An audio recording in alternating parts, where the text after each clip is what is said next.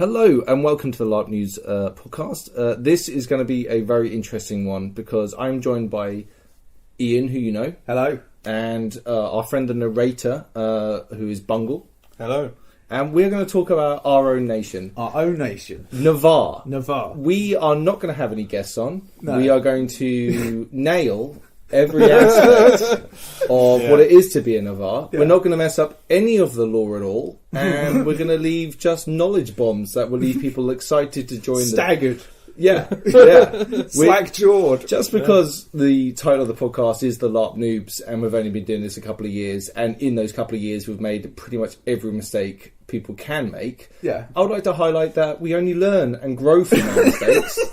Yeah, I feel like there you're referring to your tricorn hat. But the tricorn hat is one of them. Yeah, that's a good example. Yeah, not So limited good. to just a tricorn hat. There are many Purchasing examples. stuff from Wish and all kinds of weird things. We've hit every rough edge that there is there to hit. So, let's talk a little bit about Navarre, shall we? Well, I think one of the first things to really say, and we were talking about this going into doing the episode, is the fact that this whole podcast, in many ways, has a low-key undertone of selling how awesome Navarre is to people. No, it's not low-key. It's That's true. It's one giant propaganda piece to go and join Navarre, which you should, by the way. Yeah. 100%, you should totally join Navarre. It's the best nation by far. I hope that in rhymes, the brief so time, it's true. the brief time we have together, that we will prove that this is actually the case, right? Because we love Navarre. Love it with our deepest hearts. We love Navarre. Okay. Let's go like we were doing this if we actually had some proper guests on. All right, so what are the look and feel of Navarre? Okay, so I think really, actually, a better way to start this is actually to talk about the history of Navarre, in-game history, very briefly, because I think that feeds into a lot to why this is the way it is. I think this is... I totally agree, and it's one of the things that's missed out on how people understand Navarre within the modern context of the game, is their history. Yeah, which basically, and you can pick me up if I'm wrong on any of this, but basically there's this ancient civilization that existed in the world of Empire called Turuniel, and there's an event which is basically the fall of Turuniel, which is a pivotal kind of story element, if you like, in the Empire lore. Yeah. Somebody messed with spring too much. Yes. Yeah, and basically the Navarre people are a group that has kind of come, that the refugees of that kind of crisis. Yeah, we are the people of Turuniel. Yeah. That after they did something very, very naughty, potentially. Yeah.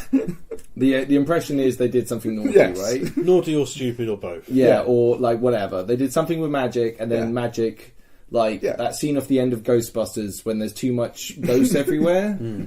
That's how I imagine Turuniel went down, but with no Ghostbusters, just lots and lots of magic. Terrible things. Yeah. Valorn may have been spawned there. I believe Lots that of was crazy the spawning stuff. of Valorn. Yeah. Something, I don't know. Yeah, we're already entering into really murky territory. But there's a whole thing, basically, that we are, I'd say, refugees from this place, but we're not we're not supposed to be necessarily down and out kind of purely woodsy kind of folk. We're people who have a proud kind of history and tradition, and there is this kind of memory, almost like a cultural memory more than a living memory of this ancient civilization that came before, and the ties and bonds that have been made on the way from our transition to where that is and where we are now. Big stereotype that Navarre is a bunch of thugs that live in the woods that are deeply uncultured, right? That is not what Navarre are at all. We're a deeply there's a code to everything that we kind of do, really, and it's not formal. Yeah, it's more like an understanding within the culture, right? Yeah. We enjoy music and story a great deal, and that is built into huge parts of our story, right? If you're ever in a Navarre camp and you're offered a drink and they're like, "Oh no, I've got no money," you may well be offered the opportunity to buy yourself a drink through a song or a story. Yes. Usually that's meant in jest more than anything else. If you usually can't afford, someone will give you a beverage. But it's a nice way to get people to engage in the game and kind of get a bit of performance there going, right? Yeah. And then kit going into that, because that was your original question. Yeah. Is that it is your kind of traditional kind of practical sort of woodsy wear. Yeah. But the ways that you can take some of the iconography with the thorns and the things like that, because there's a big thing of tattoos in Navarre as well. And sort of you'll have tattoos that signal basically oaths that you've made. I mean, that's kind of... Let's talk about the general kit for a minute, just if you're a new player and you're showing up. One thing that's nice about Navarre is loads of the kit is your very basic medieval fantasy stuff. Most of it will fit fairly good. In fact, like, most of my stuff is not dressy at all in any way, shape or form. It's very peasantry, but it works very well. And you can just kind of chuck a scarf or something on top of, like, you know, just like an extra layer. Have some pouches, basically. If you've got pouches and sort of some kind of greeny kind of colours and a scarf, and get yourself, obviously, a cloak and a hood is always big and clever. For me, there are two ways to approach the Navarre costume, okay? And they are both built within the lore and the kind of mechanics of the game, which is kind of like... Not mechanics, sorry. We are practical people. Yeah. So therefore, pouches, pockets, anything like this. You don't want to be the guy that's faffing around with, like, not having a really big bag with too much in it, right? Like, you're going to have pockets for everything. You're going to be ready to go at any given moment. And also, you collect things as you go. Yeah. So there's a tradition in Navarre.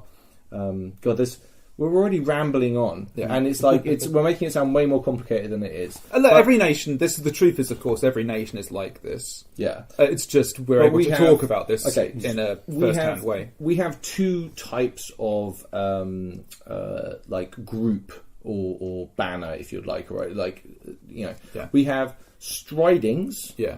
Stridings are what they do in the tin. They stride a lot, so they are moving around all the time. Walking the trods. So the trods, just for quick reference, are like a magical road that is, if you think of it that way, and they kind of they wend their way across the empire and allow for swifter travel, basically. And you keep them active by walking them actively. So there's a big, like, part of our culture that is literally walking the trods. Yeah. Right? Yeah. Like, we walk the trods. We recently, some High Guard players made a decision to try and help us walk the trods. Made Navarre very, very happy and very thankful to the High Guard. Like, there's cultural points that mean a lot to us. There's costs to doing it as well. Yes, that was cool. They're big up to High Guard, basically. You know, but as I was actually saying this at a player event recently. Like, High Guard didn't do it because they're trying to be nice. Yeah. High Guard did it because it's the right thing to do. And how a High Guard thing is that to do? In fact, I met a High Guard group that are leaving High Guard because it's the right thing to do and they can do more good elsewhere. Yeah. Like, that's how some High Guard players are, that they leave the nation, for God's sake.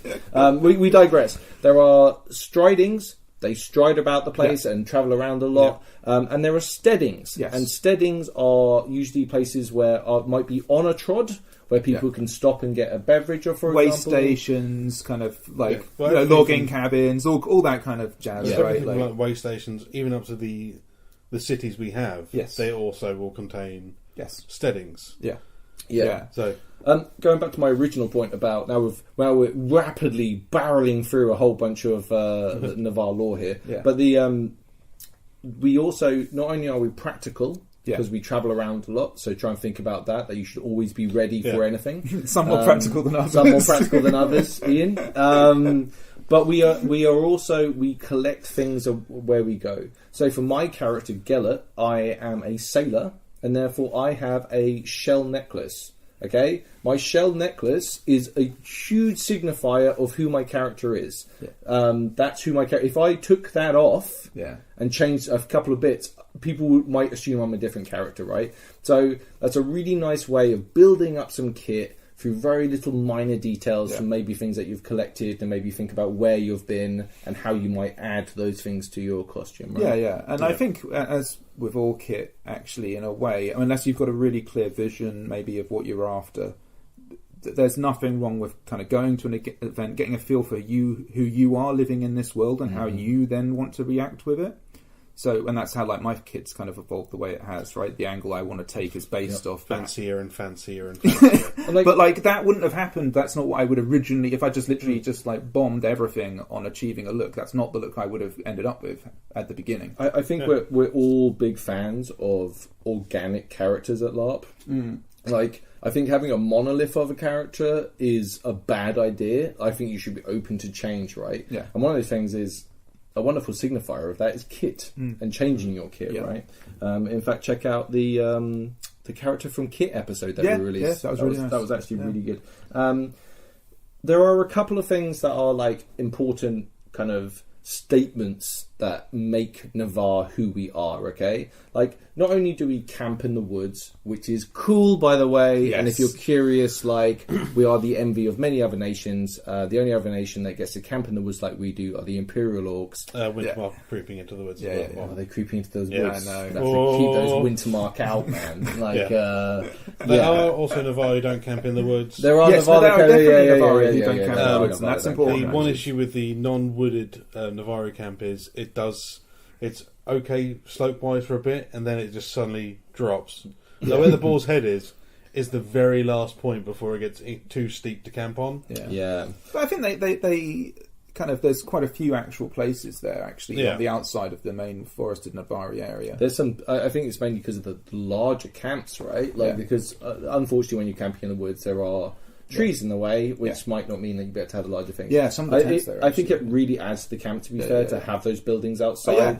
Buildings, tents. That's how I view it. But it's also the Eternals are out there, aren't they? They're right outside the front of the gate. Yeah. But the thing is, as well, you could easily just like lose Navarre in the fact that they're in that wooded area, and if you didn't have the visual signifier, of course, of all the stuff outside the wooded area, you wouldn't necessarily even know there was the wooded area. Yeah, well, you'd hear it. Well, you'd hear it. Yes, you would definitely hear it. That's true. Oh, before we move on too far, colour palette wise, there's a lot of greens and browns, obviously. There's also autumnal colours, which is really important. So don't feel too restricted on this stuff. And believe me, like, it's quite interesting me even saying this now. When we first started the hobby, I was very dubious about kit and trying to be identified within a part of nation and being restricted in that.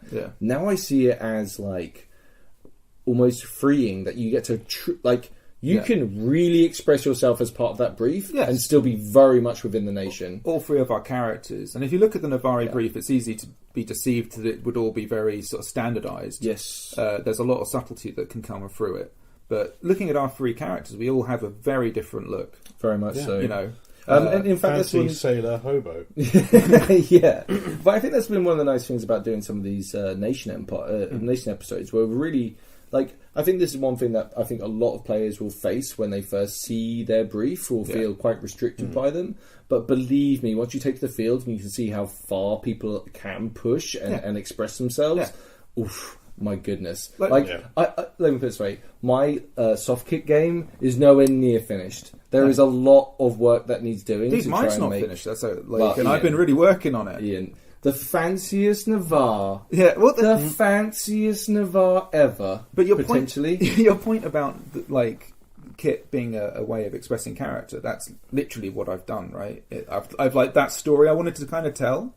I mean, we can expressed through that character. We could talk about how practical some of your elements of clothing is. Dude, I got a. Well, I mean, we can talk about it. I'm not saying there's a. I'm not saying there's a right answer or a wrong answer here. I'm just saying there's a conversation. I'm just asking questions. I'm a curious mind. That's all it is. You know what I mean? That's all I am.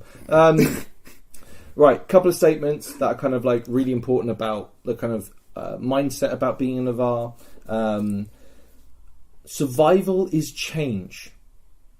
Okay? Yeah. So this goes into this idea of being very practical. We think long-term about problems. So there's some controversy about a certain spell called Rivers Run Red, which is basically where you guerrilla fuck a region and it turns awful and people die, crops fail. Yeah. It's awful.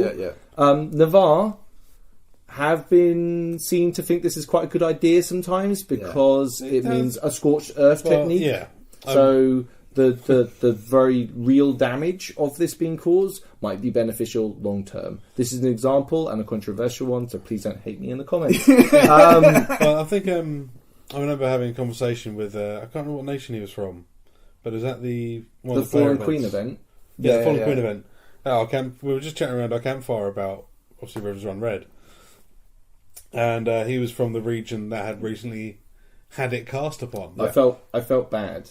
But it's just like, you know what, fuck this, I'm going into it. So no, there's a reason. But the thing was, it was his first event. No, but his first event was a player event, and he happened to choose a Navarre camp to talk about why he disliked Rivers Run Red. I think that was an active choice, though. No, yeah. I ran after the him. Player he left our camp sometime after. He didn't immediately leave after the conversation. He didn't scare him off. I chased after him and said to him, "Hey man, like, sorry if we went like really hard there." And he was like so happy because of like. Let me put it this way: you're looking for a reaction a lot of your time. And let me put it this way: he picked one of the best camps in the entire field to come and have that conversation with, because not all of us were like. Well, we've all got different opinions on it as well. We would sacrifice. We would sacrifice our own mothers if it meant that we were one step closer to defeating the Valorn, for example, or killing the Druze. Like hardcore. We talked about our friends who had died and how it was sad they were no longer with us. Yeah. But I stand completely confident that they are walking the trods. Walking the labyrinth incredibly fast because they died in... They're burning bright. They're burning bright in the service of... We shouldn't put in too much like our semi-heresy into the episode as well. There is no heresy. Yeah, no, we're not heretics, but what Ian just described then is burning bright is a very much our Ashbourne striding thing. Yeah, it is. Yeah. Sorry. We should caveat that when we all get together and it comes out. Yeah. And one of the other really important things about our nation is the term, and like, say it with me, you can't betray your enemies. Okay, like we as Navarre live by this, and it's one of the most badass justifications for being the most violent. Like, there is important also to say that Navarre aren't just like stabby. No. People. There is like a perception of it like that. No, but that's not our enemy, right? This is the thing. It's why the Jotun hate us. Yeah. Because we're actually fighting a war and not like playing a game. Okay. You shouldn't colour things too much. With I know. I got into, but it's not an opinion. That's the crazy thing.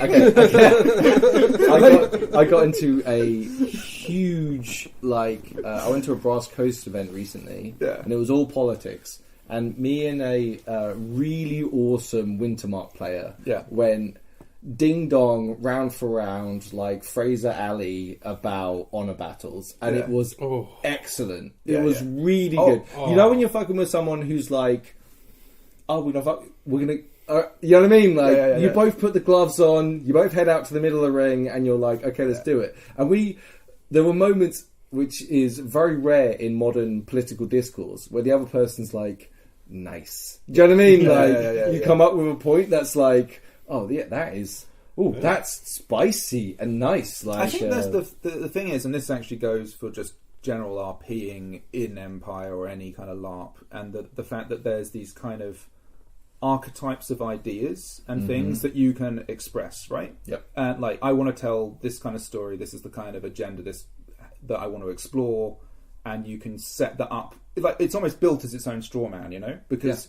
it's good there generally because you can angle it to be undermined in certain ways. Okay, you can explore. Here's an example, right? Like when we're talking about it, and they're saying like, "Oh, what would you have us do instead?" And my answer as a Navarre was, I think we should make war on our enemies so badly that they never want to fight us ever again. Yeah. Drop that into a conversation and then then listen to the fire crack on the fire. Do you know what I mean? Like, me as Dave, nowhere near that badass, right? or willing to go through what that really means. But me as a Navarre is 100% serious about, I will pile my friends' bodies high, right? If it means that I can defeat the Valorn scum and free the Empire from their yoke, right? Like, and everyone's nodding, by the way. Like, this is deeply within us, is the idea of sacrifice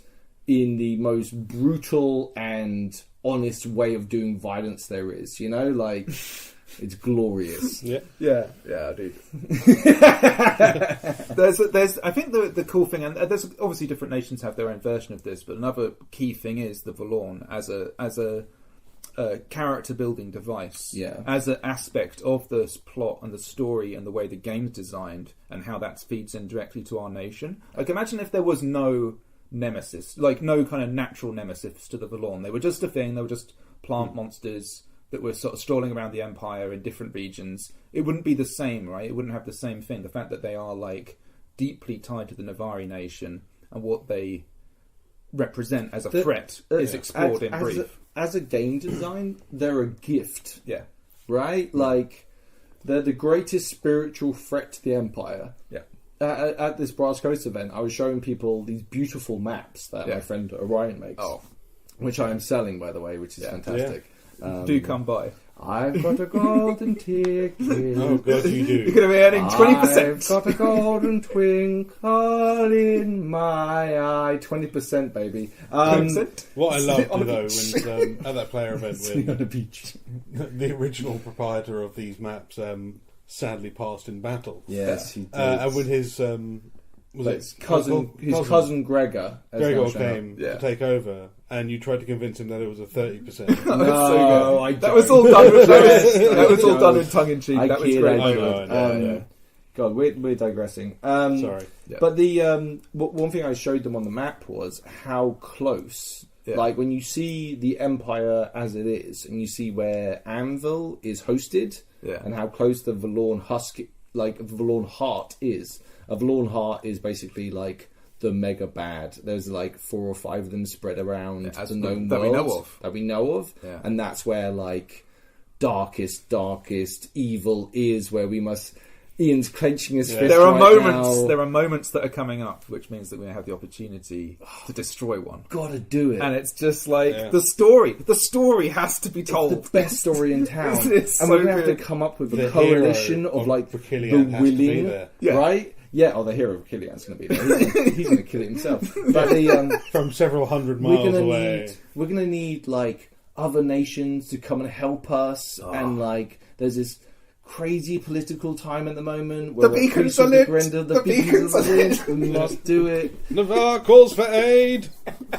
Who will answer? Yeah. Who will answer? You know, there's a bunch. But this is so partisan. This is very, but it's impossible. I think that's one of the reasons we actually did go into doing this episode of a little bit of hesitancy, is because it's impossible to separate what Navarre means to what it means with us in relation to it. It's tough doing the podcast in general, right? Because we, and this is where like Bleed comes into it, right? Like, I Dave, want to see the Valorn destroyed so badly. It would mean the world to me if our actions on the field led to like culpable destruction of a Valorn heart. We would eat Valorn whore. I'm going to be using that one. I'm not. But like the destruction of a Valorn heart and like actually being part of that would be incredible as players, right? Like all of us want that so badly. In fact, our entire our striding, which has now become part of a wider group, which we call a banner, which is a collection of steadings and stridings come together to create one larger group. All of our meetings, whenever we talk about what are we doing, why are we forming this group, and the reason is we want the destruction of the Valorn as the top centre. That's why we're here. This is what we do. We're getting to the point where we're like, was it Crassus that said like at the end of every single speech he made, death to Carthage or whatever, or we must not forget that we must destroy Carthage or whatever the hell it was, right? Yeah. That's how I am nowadays with the Valorn. Like, this is great that we're having this conversation right now, but let's not forget that the greatest threat to the Empire, the great spiritual threat to the Empire, is 30 miles down the road right now and needs destroying. You know, like, fuck yes. They are great. Like, and by the way, the people who play them on the field and having the opportunity to play them when you get the chance, it's a lot of fun. If we it's a lot of fun. Valorn are tree creatures, effectively. Yeah, like plant zombies. Husks. Yeah, you got Valorn Husk, which is the basically a body that's been taken over by Valorn miasma. Yeah, and eventually becomes a husk, which may or may not still contain the soul of the person who's dead. Valor still does. Well, that's what we understand it to be, right? We now understand it to be that it is. I didn't want to spoil it if anyone wanted to find out in game, but fine, fuck you. No, I think it's common knowledge. I think it is now. It's on the That's common knowledge. So the soul is trapped within. Okay.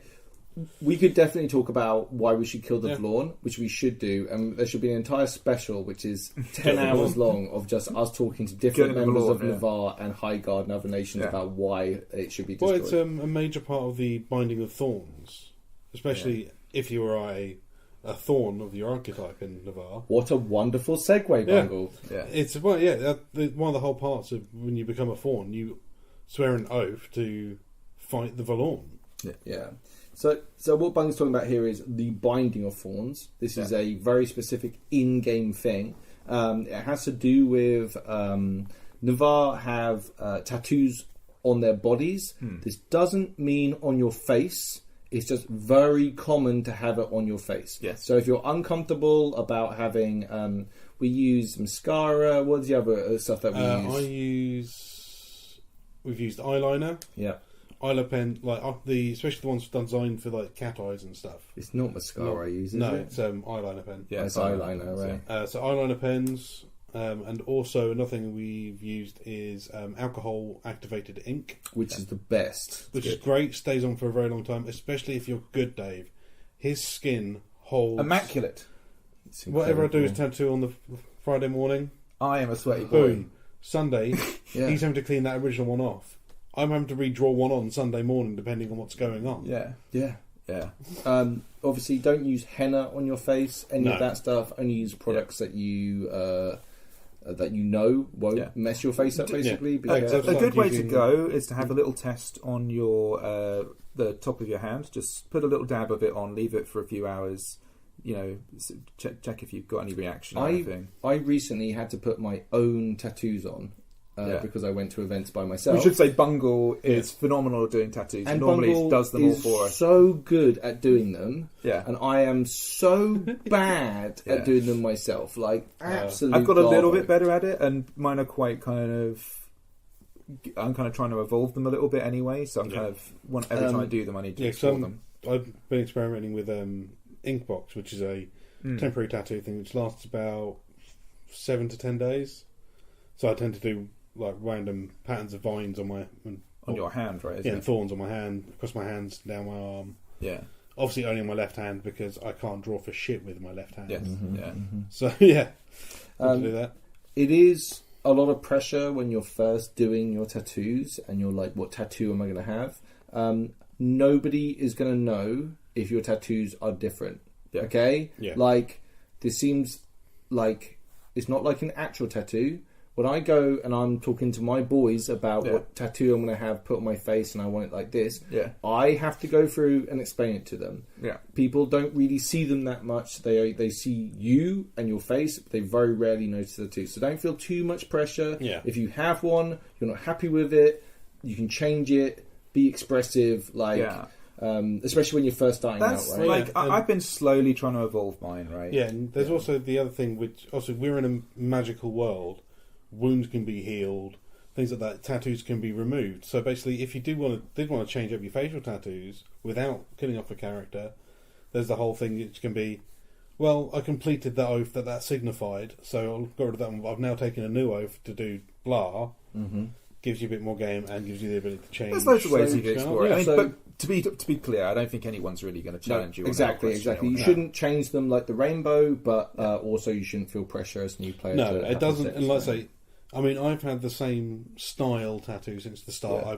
I add more and more things onto my face each time I go, and more onto my hands, signifying what's been going on between events, basically in my life. But it doesn't matter. Like, things don't have to be exactly the same each time you do it. I mean, throughout the weekend, mine's going to change slightly because I can't put the same tick in exactly the same place. It's like, Nope. No one ever notices that sort of detail anymore. Yeah.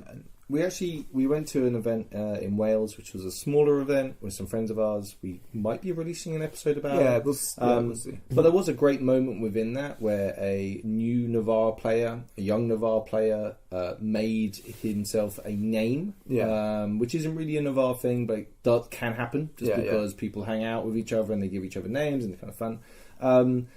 Because of his deeds, he was led to dedicate to an action, and we all got to hang out and enjoy a priest administer a tattoo, which sounds really cringe. Heat up the blade, put it to the face, some screaming or not screaming. Well, this is actually a branding, what you actually talked about. It's a branding, right? So this is something else that you can choose also to, like, a sort of almost like a deeper kind of pledge, if you like, to whatever it is that you're swearing. To have a brand. I always thought it was like adding to it, right? Like there's the same weight as the tattoo, but you're effectively making a new oath, effectively. Am I missing that?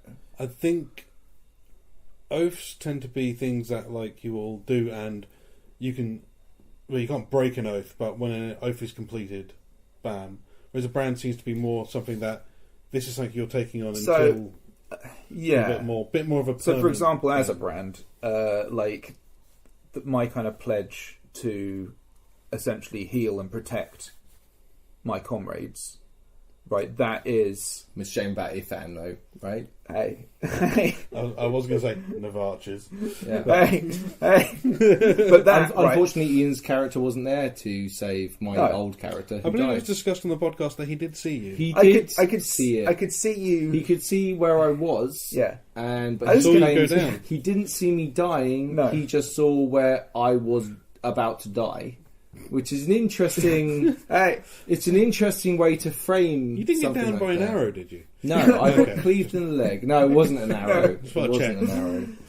Look, it was. Shall we move on? Unsavable. Yeah, Shall we move on? Sorry. Shall we move on? Yeah. Some oaths are worth more than others. I think we can say that's all. That's my branding. Yeah, I mean... hey, I tried. No, if you're comfortable with... I'm not trying to call you out on your RP here, bro. But, you know, like, if you're comfortable with that, man, it's not for me to put you down on how you play the game, you know? I get the feeling a lot of this even if it means... Look, if you want even if it means that my character dies. If you want to think about it, I'm a member of the Navarre, so I've got to protect myself. Right? Wow. I'm fucking Let's move on. Someone's got to hold on to all that coin, isn't they? Let's talk about the Great Dance briefly. Yeah. So it's like a philosophy, basically, of this idea of how you go through your life, and the way, in a sense, that you kind of think about life and its relationship to the afterlife and what comes, you know, when we've essentially transitioned through the labyrinth and the cycle of that. Yeah, it's for me, it's like finding your place, right? Yeah. Is a good way to put it. Like, practically, your place in the dance is what you're searching to do, right? And it's like everyone has a place. It's almost like I love this as a philosophy, which is like all of us have a place and a thing that we're doing that will give us is our place, right? Yeah. Like we're trying to find that for our oddly shaped socket, we're trying to find our perfect hole. Phrasing, boom. Well, there we go. No, but we're all trying to find our perfect hole to fit into, yeah. And we are, and that is like that can be a job, that can be a place, that can be a thing. Like, what do you need to do to find your place in the Great Dance? Where and you the can interesting be the best, because it's a dance, you can move and change, right? And that's the thing, and that placement can change as you change, yeah, and it can grow into something else. This idea of like that you explore different facets of your character through this lifetime. Yeah, it's a nice kind of philosophy. It's beautiful because it means that like there's loads of stuff that we do in our normal lives that we don't get to quite enjoy. Yeah. In this role play system, we get to really express that. So this is the finding your place in the Great Dance is a really good way to get into Navarre if you're in a different nation. Obviously, you can change your character can change nations. Yeah. So that's a lovely way to put it. You might go to Navarre and say, I am drawn to Navarre for some reason. These people have had an effect on me. And the egregore may say, well, maybe your place in the great dance is here, and maybe you should you should come and find it. Also, leaving Navarre. Yeah, there have been players foolishly leave Navarre, but when they do that, it's about trying to find their place. And it's not, there's no judgment there. You don't give up your tattoos or your oaths when you leave Navarre, but you may serve those oaths and those brands better elsewhere, which is a wonderful game mechanic, you know? Yeah, I think there's also another mechanic that can come into play, especially if you're in Navarre wanting to leave and not carry oaths with you, is the Unburdening, which I think is a spring thing. Yeah, so we have. That's a really cool kind of like thing for that. Actually, just an event that happens at Navarre where people give away kit and stuff and things, and there's like this idea of like passing off those things you no longer need. Yeah, and if there's like there's oaths you realise I can no longer hold to this oath, where be it for any reason, you can speak to whomever you need to. Say like normally it would be a guide or. Oh, I didn't know that was part of the you can actually have an oath removed during the Unburdening. Don't do that though. Yeah, don't do that. Don't make silly Stay oaths. in Navarre. Come on. Don't make silly oaths. So good. You know, save that for like Dawn. I don't know. Like, if you want to make like just open grandiose statements like that. And I think I've probably said it when I've been on there before. Is Navarre feels like home to me. I don't know if I'd be able to leave. Like I know, leaving nations obviously something that comes up in conversation with us a few times. Whether we go somewhere, part of me feels I don't know if I'd leave Navarre.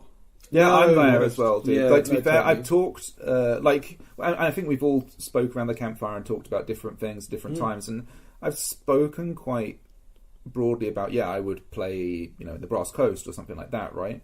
But the ease of saying that and the difficulty of actually leaving Navarre is that there will be a contest of will that takes place if I ever move into that decision, because I love Navarre so much. There's some big lines I would like to see crossed before I leave Navarre. Like we have there's things we've been working towards, right? Bear in mind, like because of the reason why we haven't been LARPing for the last couple of years happened. Like there is loads of stuff that there's still on pause right now. So when we're talking about like wanting to join different nations, for me it's more like it's a nice little dream I have that's 2 years away. Unfortunately, that 2 years hasn't got any closer in the last 2 years. Okay, like it's stayed that distance for the entire time. So for me, I have like, yes, when we get to that point, giving up Navarre, giving up songs and stories. Well, and the cool thing, of course, you wouldn't have to, but no, but that's ours. Like. Other nations get to come and enjoy songs and stories, but it's ours. Yeah, I mean, other nations you'll have people performing in like their taverns or whatever. You go to the. No, I'm talking about. I'm just talking about the actual. Brass you'll have to pay for normally for performance. No, stuff like that. But no, you come to Navarre. Songs and Stories is so freaking special. Yeah. Okay, like it's not. But what I'm saying is, as a Navarre, when we're sat around that fire circle and we're engaging in the songs and the stories, maybe you're taking part or maybe you're just joining along in the choruses. That's us. We're not foreigners in our nation when we're enjoying that, right? Like we are that. Like, and the pride I have in all of those performers going up there and representing the nation and being part of it, it swells my heart. Do you know what I mean? Like, because that's, for me, Songs and Stories is this wonderful little metaphor for what it's like to be in Navarre, right? Like, it's really inclusive. You don't have to be really, really good to take part. Your best is good enough. Yeah. Okay? And that is what I consider a huge factor whenever I talk about Navarre, and one thing that like people don't understand about it. Your best in Navarre is totally good enough. Yeah. Right? Yeah. Like, you don't have to be someone else to be awesome in Navarre. You can just be the best version of yourself, or at least try your hardest. And we'll welcome you with open arms, right? Like, it's fantastic, dude. Yeah. Obviously, never forget the 2 rules of Songs and Stories. Yeah. Never interrupt Songs and Stories. Never apologise. Yeah. Yeah, and that's very good. Yeah, this is one thing. Other nations have come in and interrupted. This is very, very rude. There is actually another rule, which is to never ask for payment. You'll never ask that. So whatever you perform, you have to do free. There was some stuff with the Brass Coast that happened. These are like little cultural things. As with most cultural mistakes, usually a quick conversation and an apology usually sorts most of them out. I think also sometimes these things are done like you prod a bit to the game, right? Like you will do the thing to play that bit of the game, right? Again, going back to the Binding of Thorns, the ceremony of that is again something very important and definitely never to be interrupted, as several Dornish people found out. Yeah, that's not. Well, we're not going to go into that. Bash Dawn too hard. It's too easy. We have loads of friends in Dawn, by the way, which is why we're bashing them. To go back to quickly, just to give an overview what Songs and Stories is. There's everyone meets at the kind of fire pit from 7 till time out. It's run by some really talented, wonderful people who all sit down and kind of like they keep things as the momentum going. So they'll select people to either tell stories or sing songs. And no, people volunteer. They don't select. But they kind of choose. Like they'll ask you sometimes, and then you get invited in. You don't ever just go in. Yeah, what I mean. Yeah, so there's a master of ceremonies that kind of looks after things. I don't think there's stories after 11. I think generally that's the general rule kind of is what I was saying. Songs about only that. after 11. Yeah, so sometimes there's like a pacing thing. They're very, very good at what they do, basically. Yeah. If you're nervous, I highly recommend you just going and taking one of them to one side and saying, "Hi, I'm nervous. I have a song or story. How do I go about doing this?" That's a very valid way to do it. Yeah. During our time there, from the start when we were playing, we just showed up and started enjoying Songs and Stories. When it came time for us to perform at Songs and Stories, fortunately I knew a couple of people, but basically the process goes like this. You try and make eye contact, you hold your hand up, they acknowledge that you're there, and then they might whisper to you, "Song or story?" And you'll go, "Story," across the fire pit while they're doing another song, and then they'll know, right? And then they'll be like, "Okay, up next is this person. You try not to shit your pants, stand up, try not to wobble in case you've had a couple of beverages, head into the middle of the square and do whatever it is you got to do," okay? Yeah. For me, I did a limerick. Yeah. That was the full extent of how brave I was. I wanted to be in there for less than 10 seconds and be out, right? And it went well. And when you watch people who aren't hugely confident in singing or telling stories go out there and be nervous, no one's going to beat you up for that, right? Like, no one's going to give you shit for that. If they do, let me know and we'll deal with them. But it's about going out there and giving it your best crack, basically. And I think that's a wonderful thing. And I can't wait to get back to everyone's so just welcoming and generous with their kind of love and affection for everybody who goes up. It's such a welcoming environment. It's scary. Of course, it's the type of thing, like singing a song, is the type of thing that I thought would never be possible with my personality type, right? Like, genuinely, that's not the kind of thing that Ian would ever do or have the confidence to do, right? It's challenged, that aspect. You did one, which we've been fortunately blessed with by some great people putting the effort in, but doing virtual Songs and Stories for the last couple of years, which has been amazing to keep the hype together. Basically, I've been holding them on when events would have been. Fingers crossed. Yeah. Dare I say it? Things are looking pretty good for E1 next year. Hopefully. I'm excited. Touchwood. That is definite touchwood moment. Yeah. But yeah, it's going to be so exciting to get back, mate. Yeah, mate. The hype is real. I see this there's this giant dam, right, and it's creaking. And ever so often there's a big enough crack that some random RP comes spraying out of it, okay? And then you're like, Jesus, how much RP is back there? And you're like, tons. Yeah. Hundreds of thousands of tons of RP, kit makers, people reading the wiki hardcore, mining that shit, looking for story to inflict on the world. You'll be on the other side of the dam, holding a barrel.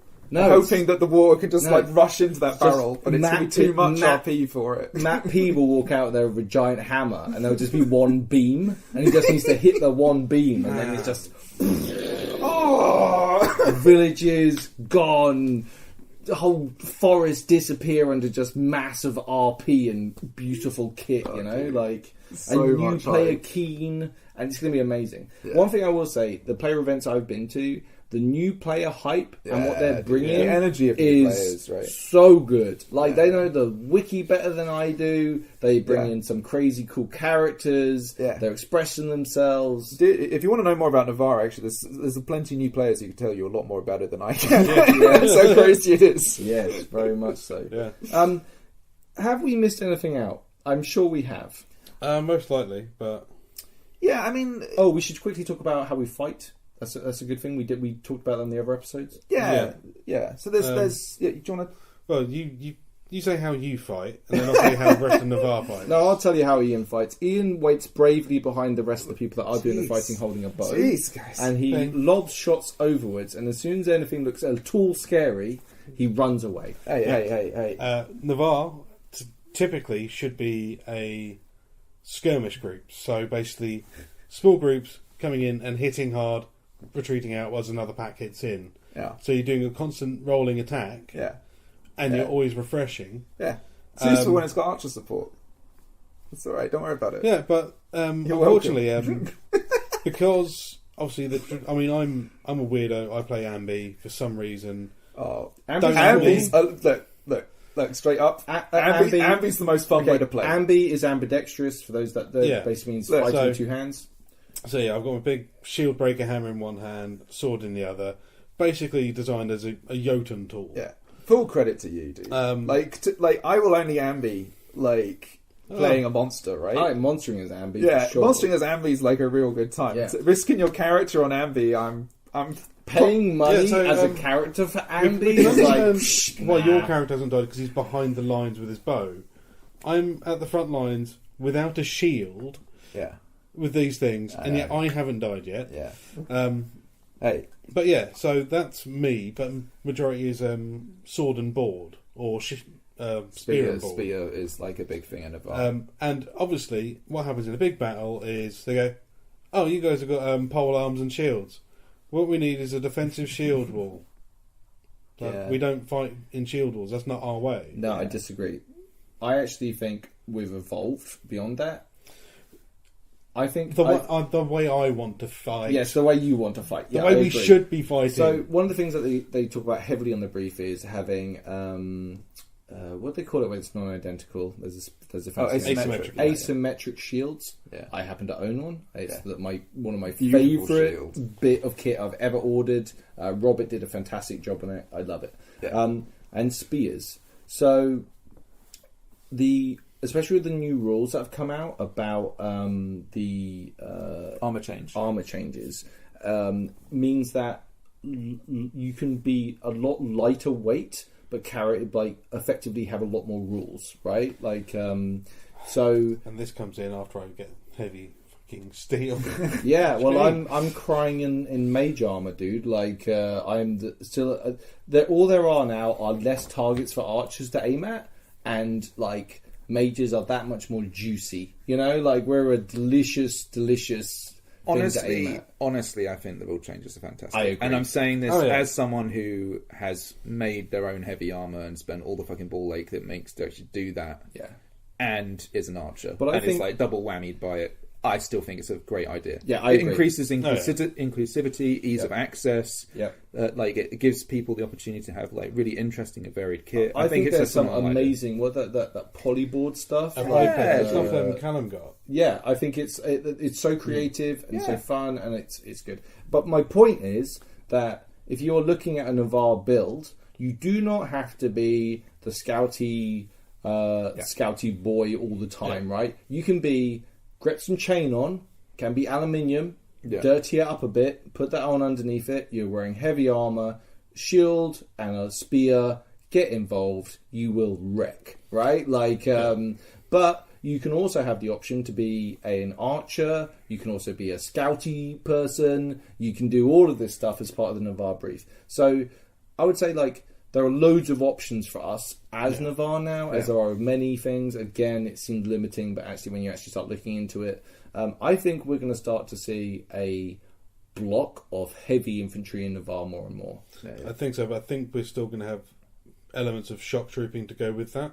Oh, that's what I mean. Last event, we were being 100%. used to shock. What I'm saying is, like, backwards and forwards across the fucking field. We're going to be able to so have tired. a block of heavy, and then we're going to have some really scary skirmishes, and then we're going to continue our fantastic run of absolute dicking on fools who try and mess with Navarre, basically. Yep. Our martial prowess is second to none. This comes down to, like, a whole bunch of reasons. It goes down to our, like, senior leadership. It goes down to our, like, sergeants on the ground, to our magnificent personalities who draw us in and let us feel brave and fight together side by side, like honor-bound goddamn Navarre. And we're also the absolute fighting spirit of the individual soldiers on the front line. Like, you will see them spit fire and fire burn in their eyes when you take us on. Like, whoever, you'll bark up the wrong tree if you want to fuck with Navarre. We will aid you.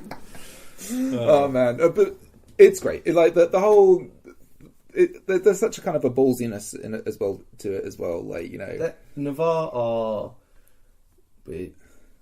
drinking, fun-seeking killers. You know what I mean? Oh, this is one thing I want to get into. Our reputation for being literally what you just said. Literally what you just said is no. Check yourself. We're not murderers. No, we're not murderers. Yeah. There's a difference. And when I actually was lucky enough to look at the murder rates and the actual breakdown of the militia like crimes. Yeah. Navarre are not bad at all. In fact, like, murders are like we that murder, the militia know. We murder less people than other nations do, or at least they get caught less. Yeah. Yeah. Which is hard to say about police numbers. Police numbers are a little bit squishy, but like, it's very easy to blame Navarre. You basically, if you want to kill someone, you go to the Navarre woods, jump out of the thing, and then they find a body, and they're like, "Oh, a Navarre did it," right? Like, that is the very common thing to happen. As far as we live on Murder Alley. Yeah, it's nice. It's great. It's prime real estate. People are lovely. Never seen a single murder. Not once. Never seen any. I didn't see nothing, Your Honour. I have walked home and been like, "Oh shit, who are these guys?" And then realised it's you, and been like, "Oh, all right, lads, you all right?" Yeah. Oh man. Right. Yeah. We have some really good bars in Navarre. There's the Navarre, which is good. Yeah. There's the actual name is the Twisted Root, isn't it? Is it the Twisted Root? I think so. No, there's two. There's the one that's right next to Songs and Stories. Yeah, that's the Navarre. It's the Twisted Root. Is the actual no, name there's two. They're really beside, beside, right? Navarre. No. Oh, it might be. I don't know. Either way, bars are very temporary. Honestly, going to it. The Boar's Head is now run by some other people, which aren't the people that were running it previously. It's still a very good bar. I just wanted to say that. You know what I mean? Like, I've been singing that bar's praises far too much, basically, and they're making far too much money off the sales. There's a Drunken Goose, which is that's the other one I was Lights. thinking of. Yeah, they're very good. Yeah, some fine mead makers in Navarre as well. Oh yes, good lord, and good cider makers. Oh yeah, 2 feet cider. 2 feet. 2 feet's legit. Shall we wrap it up? Is there anything else that we need to talk about? I wasn't like, did you guys want to go through like your favourite memory if you had to list something? Like, if I asked you what was your favourite memory in Navarre, is there anything that jumps out at you guys? Like, what would you take away? Like, what's the thing that pops out? Do you know what? The first thing that popped into my head, that's what might not be my favourite thing. Yeah, no, it's the one that pops into my head was way early on when we first started going to Empire. Was I was by myself at Songs and Stories. There is a song where towards the end of the night, those who want to can stand up in the middle of the circle, hold their weapons above the circle pit, and do a little dance and a little song, and you move around and you look up at the top of your weapon, clinking against all the other ones, and you make like this vow towards like Navarre. And Ian wasn't there, and Ian showed up and saw me doing that. But like at the time, I was totally immersed in what I was doing, and it was totally for me. And I was totally unself-conscious of being around strangers in this moment. I was there. I was Navarre. I was in that moment completely, and that is a really special moment for me. And here's the interesting thing: my favourite moment is that moment, right? Like viewing my best friend, like have that moment. like, and know that was what was happening, and it was happening for me. It was just such a special moment. Yeah. Like, it's literally like, it's top tier life moment. Yeah. Not just LARP moment, life moment. Like, super quality. Emotional, special, right? Yeah. And, like, just, there's been so many moments. Yeah, bear in mind, I could have gone with Sam telling me my thing. That's could have been the ones, funeral. Is that being there when Sam was telling the story of Ifan. Yeah. That was awesome. Yeah. It's something, like, I love that moment, by the way. It's one of the only moments. It's the only moment I've cried at Empire was when Sam told me that story. Yeah. But I think specifically Navarre was that moment around when we were doing that thing. Because there was a great symbolisation and realisation of the Navarre sort of spirit, if you like. And surrendering to LARP. Yeah. A lot of the times when you're first attending, you can be very self-conscious and aware of yourself. I think that was one of the very first moments where I'm consciously aware of me surrendering and letting go of all of the outside world and just being free to enjoy that moment of RP. Yeah. And letting my imagination fire. Yeah. Like, a lot of the things when you're hearing songs around songs and stories is they might be about real events and real people. Yeah. And this edutainment that I think is so good is part of that. Is hearing songs and being part of that world. And then one day your actions may well be told as a story or sung as a song around that fire pit. Yeah. That's badass. Yeah. I think it's like we've had so many little experiences and big experiences just through our striding and their place and all the little interpersonal stories as well. I've really enjoyed. I also love the cultural shorthand. We've got into it here a little bit, but I think it's crazy how cultural shorthand becomes really common. Like, when I'm talking to different people within our group, there's an understanding of how things work in Navarre, right? Yeah. Like, we don't talk about it, we do it, right? Yeah. Like, when we're talking about facing our enemies, no one's like, well, we definitely should have spared them and let them retreat and regroup, right? No. We're like, why didn't we butcher them down to the last orc, right? Like, while we had the opportunity. They will come back. Yeah. Like, no one... Yeah, everyone's laughing. Like, if you can see what I'm looking at right now, like, everyone's in complete agreement that we are terrible war criminals. But, terrible things. There's no such thing as Geneva in Empire. No. It's one of the things I love, that whenever we go to do our session of monstering, you go through and the skirmish crew go, oh, so what nation are you from? So they can sort you to where you are. Oh, Navarre. Oh, Imperial Druge. This way. Yeah. It's how we are known. Yeah. Yeah, but I think it's like, we're not cruel. Yeah. Right? And I think this is one thing that other nations don't understand, is they consider it to be like sadist or cruel or unnecessary. It's just like, no, it's the Practical, best way to cause the least amount of harm is to be as brutal as possible. There have been some examples in modern war history that have done that, which have turned out terribly. So, but we're not doing that. We're playing a fantasy game. So, I think, but it harks back to that thing I was saying earlier, like LARP and the stories and the mechanics. And bear in mind, this is all baked into the cake, right? But all of these different things allow groups of players and individual players to explore little archetypes and little avenues. And as I say, you always build it in, as I said before, with an ability for it to be undermined, for ability to be challenged, right? You want the challenge to the point that you're making, right? So the point, you kind of angle it in a way so you can invite that, right? So you don't have to worry about like making the perfect kind of it's also like foundation. Choosing your audience, right? Like that poor lad who showed up and started to talk about Rivers Run with us. Wrong camp.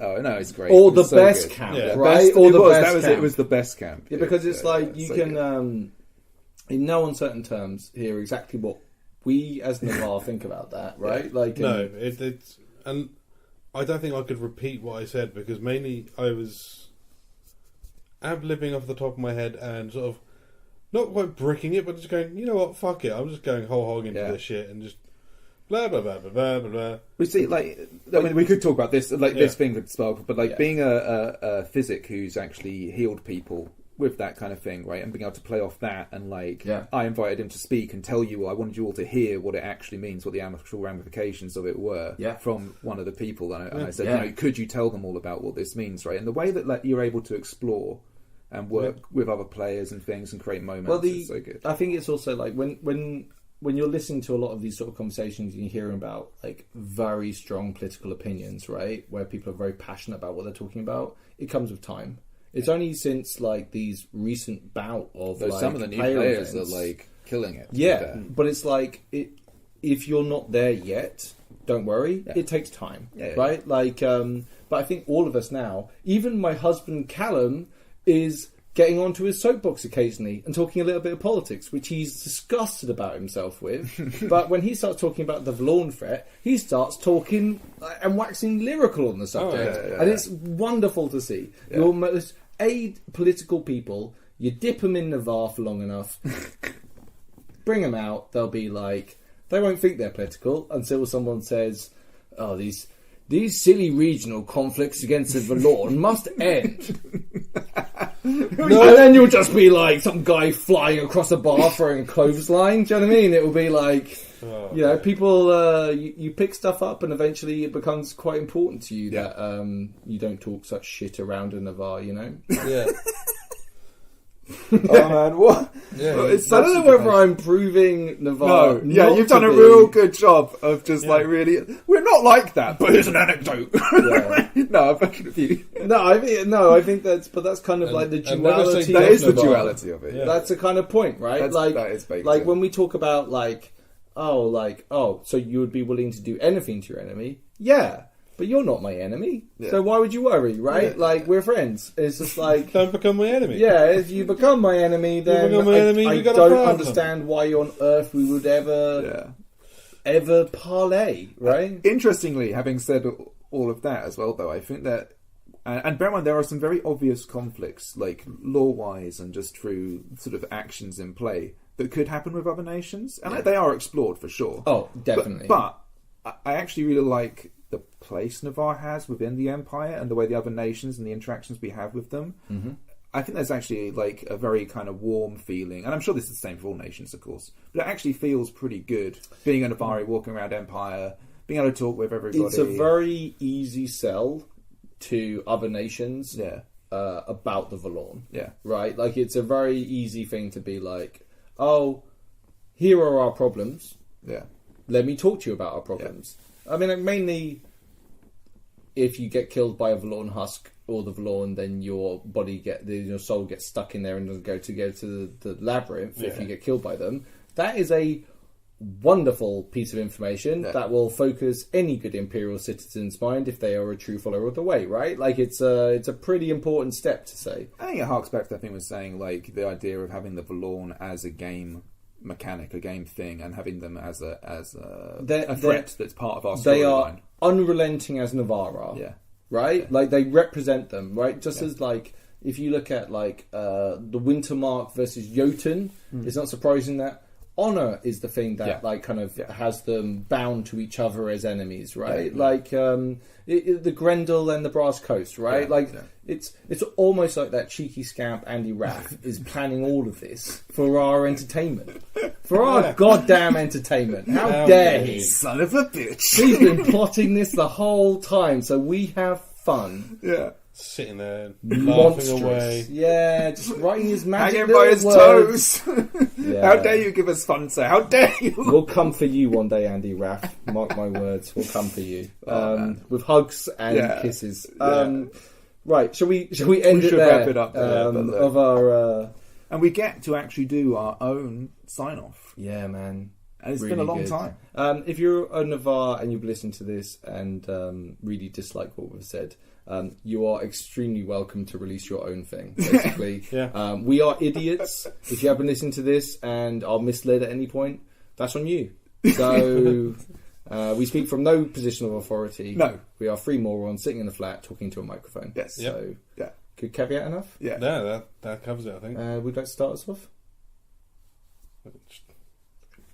Strength of the Empire. Strength of Navarre. Might have to cut the time down there. Shall we do it again? Yeah. Strength of the Empire. Strength of Navarre. Straight to the bar.